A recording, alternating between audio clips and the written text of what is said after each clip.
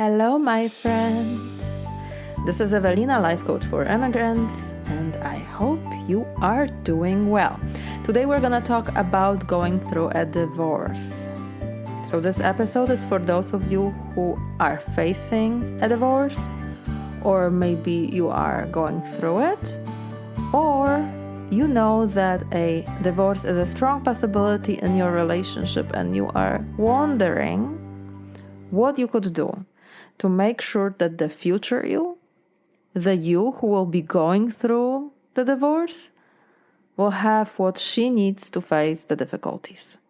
So today, you're going to learn what to do when you are faced with that reality.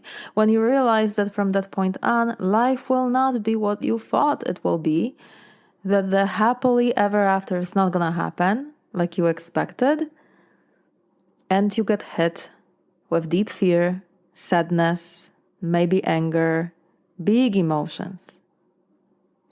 I am going to share with you how to best manage yourself through this time. I'm going to share with you a few aha moments, and overall I'll try to give you the main tools I have used continuously for the last 6 months, and I still use them. Because even though the divorce is final now, the grief still continues, the sadness still comes up, and I am sure it will for a while yet. These feelings are welcomed, and I will tell you today what to do when they show up and how to get to this spot of acceptance of these different big emotional states. What to do when you are all of a sudden hit with a memory and your eyes get teary and your heart is breaking again. So for those of you following me here, listening to me regularly, yes, this is why you have not been seeing much of me. This obviously was a huge shift, and I needed time and space to deal with these changes and to process them. But before I give you the tools, let me give you a quick background story. So about 6 months after coming to the US in 2005, I met my now ex-husband, James. We fell in love. I have never had feelings that big, love so deep like that towards anyone before. I was thinking recently about what it was about him that made me fall in love with him so fast.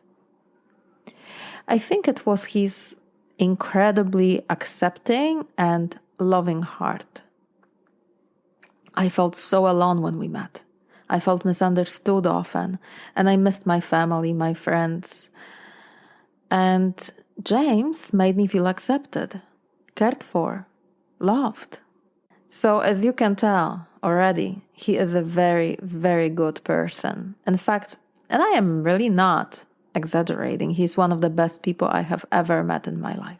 I feel truly blessed that it was him who was my first love, and that we had 18 years together, and that I got to be his wife and I got to be a part of his family. There was a lot of good in our life. And even though we are divorced now, it would be impossible for me not to acknowledge the love, the kindness, and the support I've experienced from him, his parents, his siblings, and so many others in that family. So we were together for 18 years, some better, some worse, but overall we had a good marriage. And for that, I am so grateful. So let me bring you up to date. In February of this year, we have decided to get divorced. It was a mutual decision.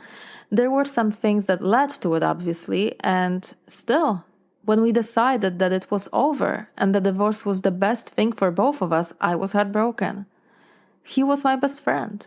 We were supposed to be married forever. So when I realized that it won't happen, of course my heart was breaking. Today I am going to share with you some tools that have helped me deal with this whole transition from being married, being a wife, to realizing that it's over, dealing with all different kinds of deep, messy emotions, and making peace with it. And I will also share some aha moments, some ideas that showed up in my mind as a result of the inner work I was doing as I was going through it. So some of you might be questioning me right now, like, why are you doing this, Evelina? What for? Well, let me tell you. Here is why. Being a life coach trained through the life coach school, I had a huge advantage of knowing the skills of mental and emotional management. These skills made the biggest difference, and I want you to at least hear about them. You will utilize them or not, it's up to you. But I feel an obligation to share them with you because I have been through some hard things in my life, and some of you will think that the divorce must have been the hardest. And it was hard. But overall, because I was being proactive in taking care of my mental and emotional state, I know it would have been 1,000 times worse if I didn't have these tools. Because I know how I suffered in the past over things that were not as monumental. They were still heartbreaking, but this made such a big difference for me. I need to share with you what I did. So first of all, journaling, writing things down, answering deep questions. Why? Why is this important? Because when it comes to mental management, it is so much easier to work with your mental field when you can write your thoughts down and see them on a piece of paper. We have an average 60,000 thoughts per day, and considering how much our brains are distracted and stimulated, doing this work in your mind without writing it down is gonna be hard. So you want to for sure be doing this with a piece of paper and a pen. Get yourself a journal, okay? Yes, that's like mental and emotional management 101. Buy a journal. So first and foremost, my friends, I'm gonna say what you have heard me say on this podcast before, but for those of you that are hearing this first time, this is gonna be a big one. But it's a basis to it all. Your thoughts create your feelings. I'll say it again because it's the most important thing you will hear from me today. Your thoughts create your feelings. If you have never heard about this, put a pause on and let that idea sink in. Your thoughts create your feelings. So what does that mean? It means that when you are experiencing an emotion, the source of every single emotion is found in your thoughts. So when it's hard, because for example, you just found out that you are getting divorced and that your future is going to be completely different from what you thought, because you are now going to be single. And that whole idea that you will be together till death is false. It's not gonna come true. When you feel heartbroken because you just realized that, now it's a perfect time to look at what are you thinking about it? What are you making it mean? How is your brain interpreting this? What is happening in your mind? If you are feeling such a deep, deep emotion, feel it. But also look at what is happening in your mind, what is producing that emotion. So when we made a decision to get divorced, that was the first thing I had to explore because I felt a heavy, heavy heartbreak for days. It wasn't going away. I would wake up, my first thought would bring the realization of what is happening, and immediately I would start feeling a heartbreak. It was an interesting experience in itself to just go to sleep with a heartbreak and wake up and have like a few seconds of no pain. And right then, almost immediately start feeling it again because you remember what's going on. You probably have had this experience already. You know what I'm talking about, right? And that first thought that shows up in your mind that reminds you what's going on in your life creates that heartbreak again. But before you think that thought, you have like a second or two of none of that. You have a few seconds of reality without that pain. One of the first aha moments I had was that even though it was so incredibly painful, it wasn't killing me. I was suffering, but I was still alive. Of course, I have had heartbreak in my life before, but this was a different level. And it started pretty much immediately after we made this decision. So, here is what you could ask yourself and answer every time you feel heartbroken or sad or angry or confused or afraid or any other emotion that is causing you pain. You could answer these 3 questions. And don't worry if you're multitasking right now, like you're driving a car or just listening to it, doing something else, and you can't write these questions down. I am going to put them in the description of this show. So here are the 3 questions. Question number 1, what am I thinking about this? What am I feeling when I'm thinking that? What do I do when I feel that feeling? To give you heads ups, one of the emotions that for sure is gonna show up is going to be fear. For me, it felt like the world was ending. Like there was not going to be any life after this. Like it's done. I'm dying. I get divorced and I'm gonna die. I know this sounds really extreme and ridiculous. Some of you might be thinking, wow, that's exaggerating it. Of course you're not going to die, Evelina. Yeah, I know, and I agree with you. It is extreme. It's not logical. But this, my friends, is the human brain for you, specifically the lower part of the brain, afraid of any change. There was a huge change coming, and the part of my brain responsible for my survival interpreted the situation accordingly. So yeah, there was a lot of fear, deep fear. And of course, looking at my mind, analyzing myself was allowing me some sense of control, where I felt there was none. Because the life as I knew was ending. The whole life I felt was ending. And keep in mind, James and I got married 6 months after we met. 90% of my life here in the US was spent by his side. The life that I knew in the US, 5,000 miles from Poland, was 100% related to him being in my life. So of course it was terrifying, because what does it mean? That I will be living here without him? How? How will I be able to do that? Will I even stay? Will I go to Poland? Where will I be? Where do I want to be? Can I go back there after 18 years and be happy? Or should I stay here? All these big questions will probably start showing up in your mind as well.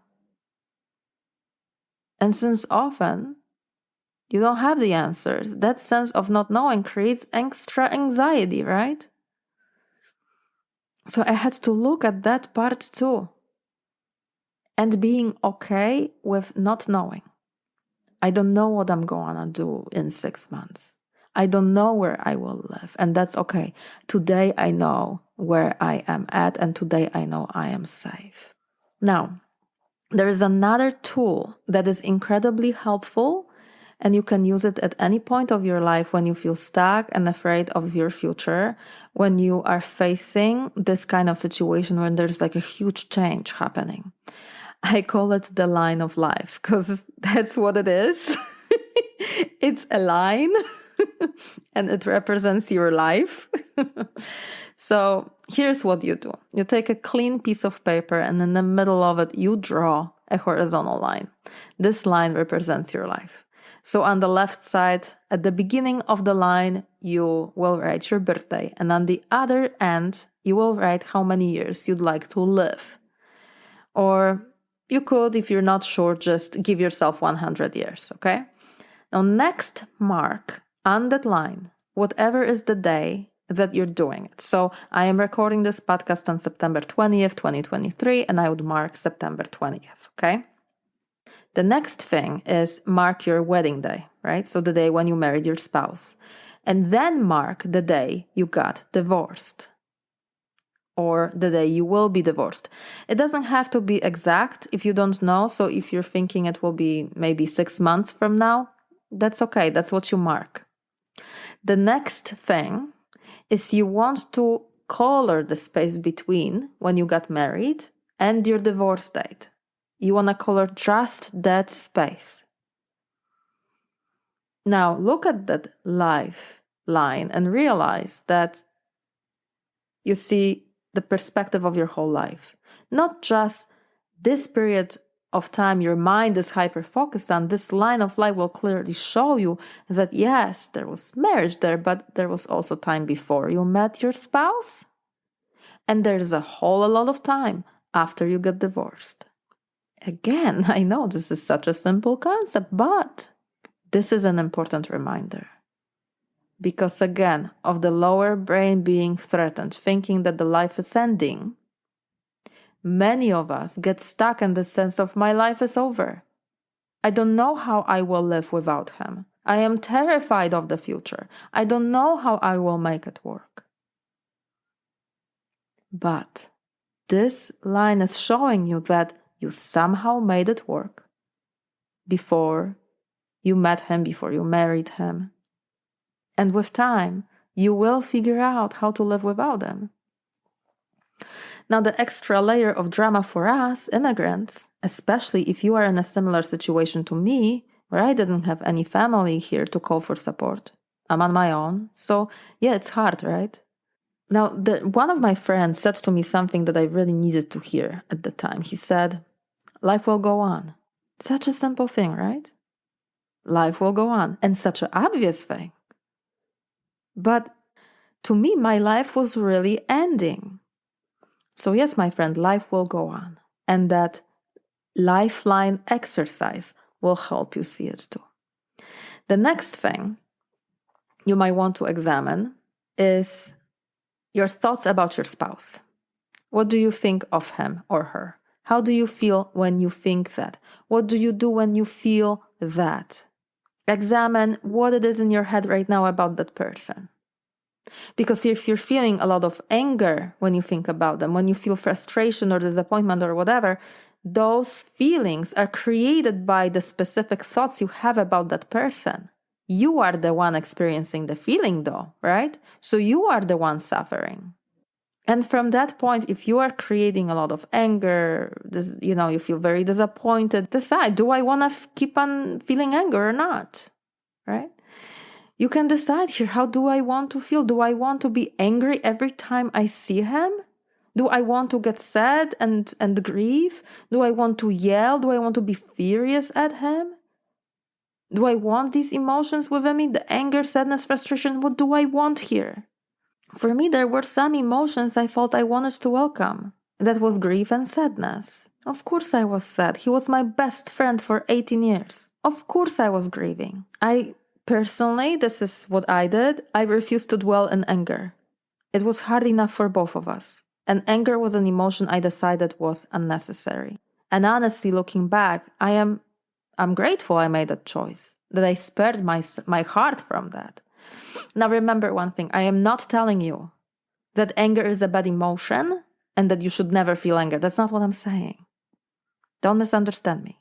I just want you to notice that if you get angry, you are the one suffering. Not the person you get angry at. You are suffering. If you feel there is a good reason for it, okay. But just remember, just like any emotion, anger too is created by our thoughts.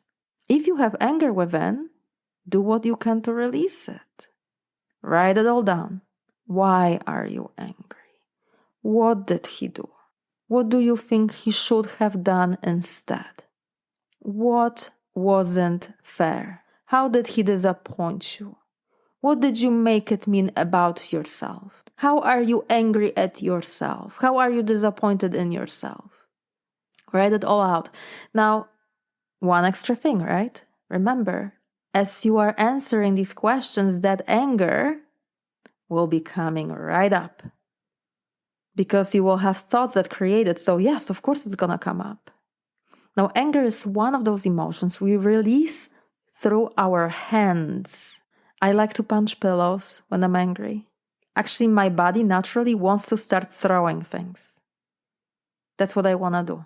And if it's safe, if I have something I can throw and feel so good, I will do that. But I gotta tell you, punching pillows works really, really well. The point is, anger is a very heavy emotion. Please do not punish yourself by carrying it in your heart for too long. Write it out, see why you're feeling it, accept what's going on and release it. It's okay to be angry, but when you're dealing with the stress of the divorce, it's better to actively work with it versus storing it deep in your heart. You do not want to carry it around. It's like a poison. Don't do that to yourself. You might need to release anger 10, 20 times. It's all good. As long as you work with that feeling and you're not storing anger on top of anger, you're taking care of yourself. And that's what this whole podcast is about. It's about you taking care of yourself as you're going through a difficult situation. Now, I have mentioned this already, that you can decide how you want to think about your husband from this point on. Why would that be beneficial?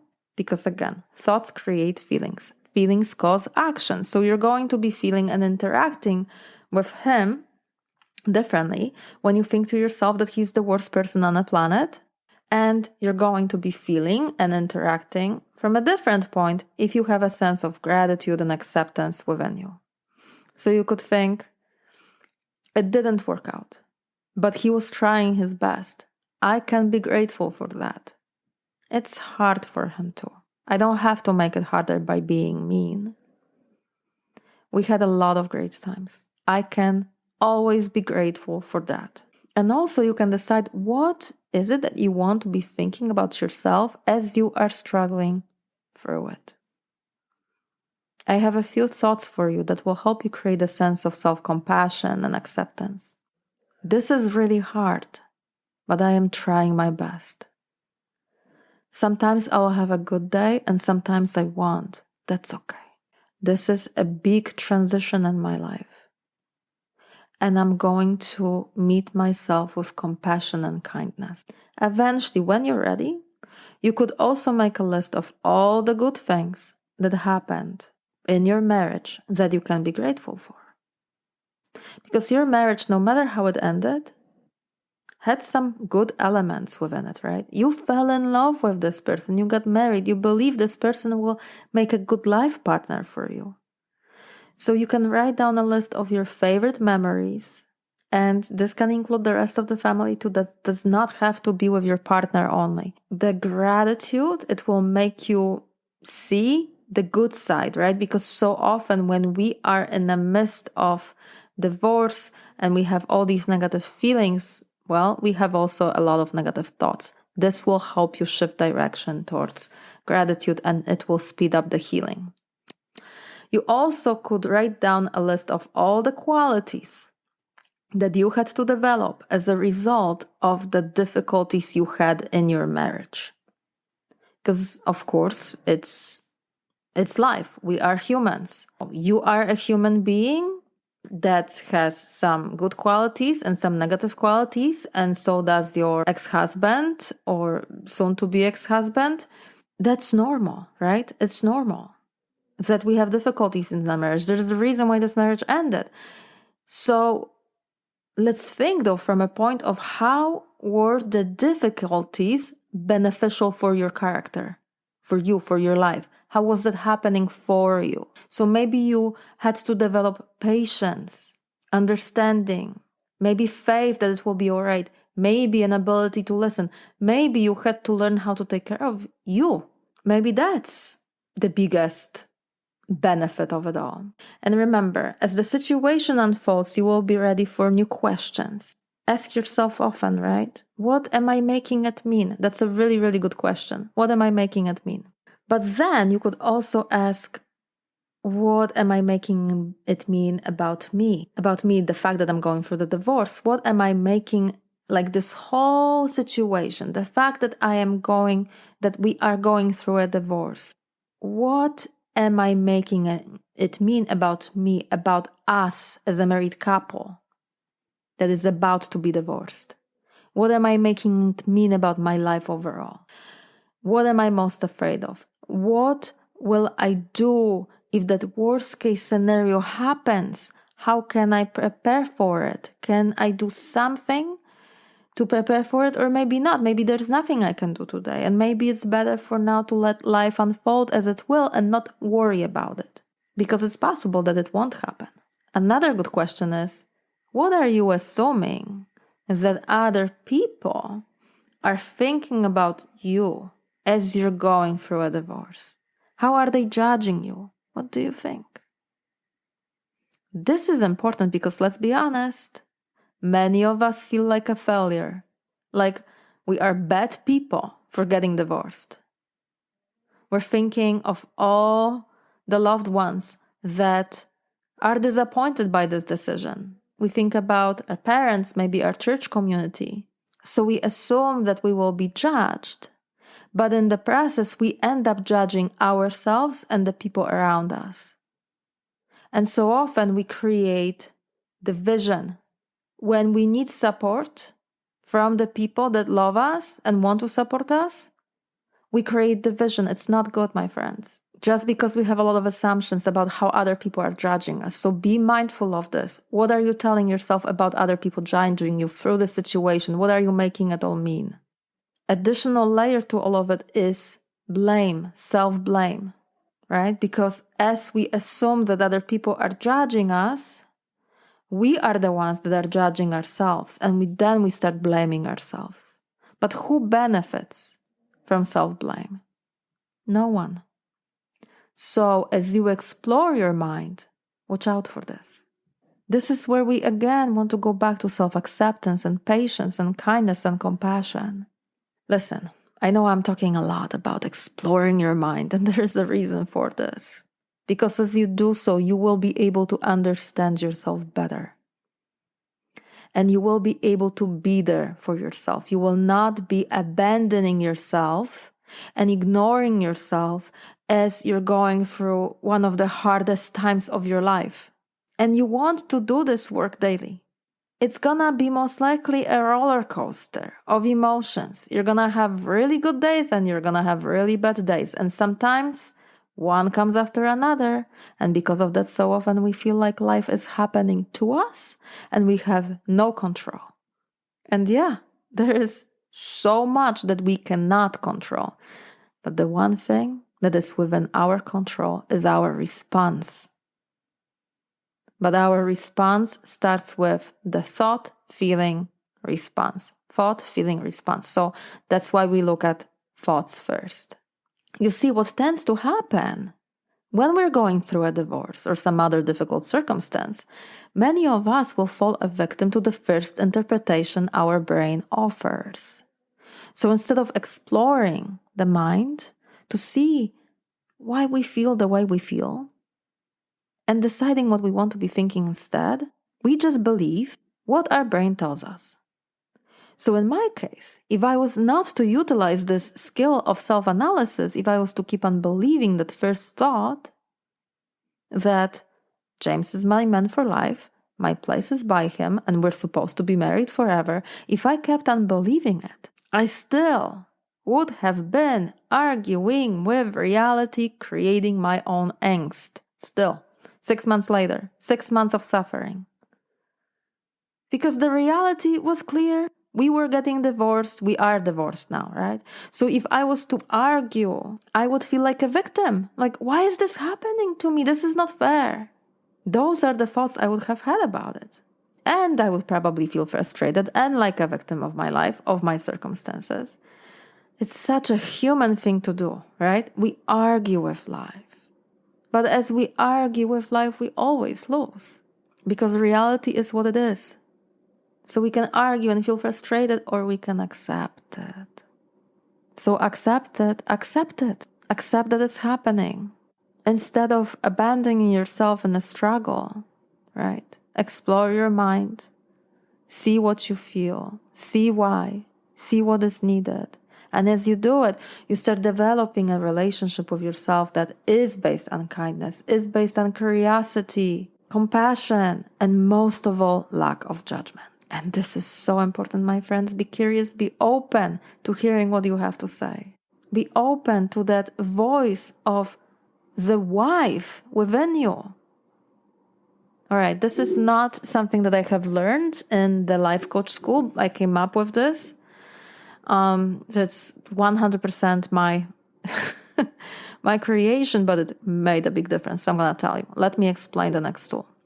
At one point of doing this mental/emotional work, I realized that there were some concepts I believed in that were directly related to me being a wife. I realized that I have this kind of like persona within me, right? She is the person I was with my husband and with others when we were together. The homemaker, the cook, the friend, the lover, all the things I did, all the roles I played over the last 18 years within our marriage. These roles created this wife persona within me. So when I was really struggling, I would ask myself, who is talking? Who is upset? Because let me tell you, it wasn't the businesswoman part of me, or the part of me that shows up as a daughter to my parents when I speak to them. Majority of the time, it was the wife. She was the one grieving. She was the one feeling like a victim at times. She was the one that wanted to keep on loving him. And I had to tell her, it's okay. He will always have a piece of my heart. Not the whole heart, but there will always be a special place for him. And that she can have that love for him as long as she wants to. You know, when I gave myself permission to do that, to have the love for my ex-husband, when it stopped being black and white, like now that we're divorced, I'm not allowed to have any love for him, when I realized that it's not true, that if I stop having love for him, I am the one that does not feel the love. I decided, it's okay, wife. You can love him. He can have that special place. And when I said that to myself, I got such a huge sense of relief. And it became easier to make peace with it all and just let go. It was so helpful for me to make a distinction and realize that there is a part of me that is having this incredibly difficult time, but not all of me. Because my husband gets to see me as a wife, right? My parents get to interact with me as their daughter. My clients get to see and interact with the life coach part of me. And each one of these is a little bit different. I am not the same with my mom and my dad as I am with my clients. Yes, there are similarities. It's still me, but there are also some differences. And you have it too. You also play different roles in your life. So as you're going through a divorce, it might be easier when you realize and separate that part, separate the part of wife. So for me, the wife was upset, but the other parts of me were okay, they were right. That has allowed me to gain a bit of a distance. It's kind of like I have this wound, but it's not my whole body hurting. One part of me is hurting. The other parts are not. And trust me, there were plenty of moments when the grief was overwhelming. And it felt like every cell of my body was struggling. I remember this one situation. It was an evening.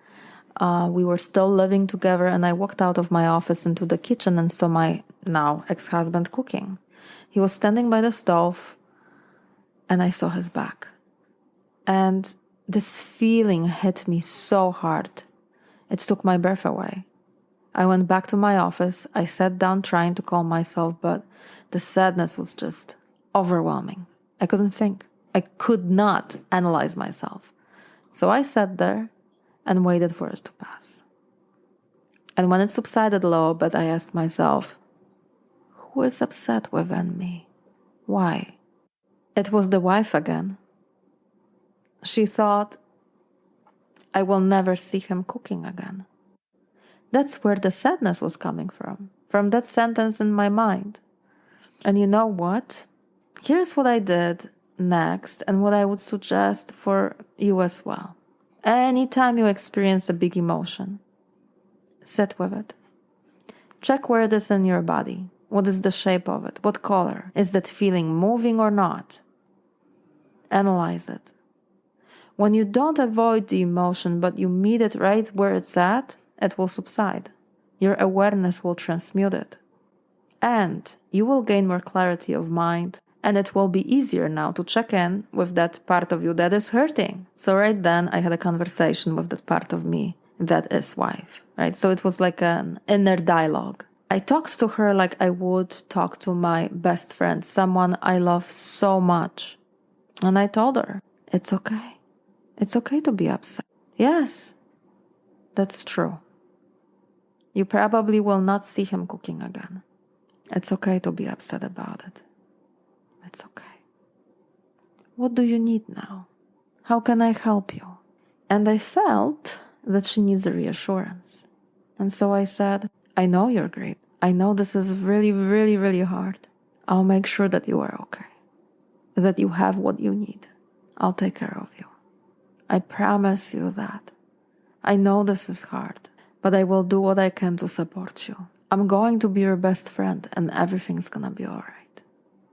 Again, this is an inner dialogue, right? I'm describing here. I think it's important that you understand the way I see it. So when I'm saying that it's an inner dialogue, right? It's like these voices talking in my mind. Let me tell you how I see it.